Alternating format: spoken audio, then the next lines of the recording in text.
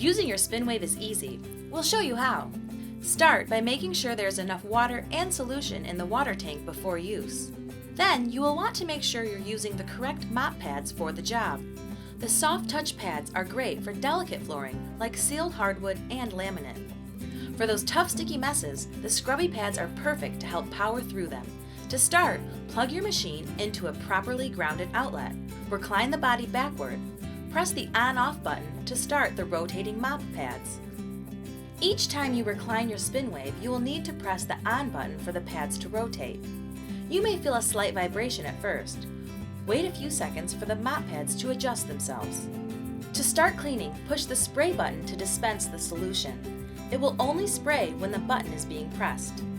Solution will spray out of the nozzle on the front of the foot.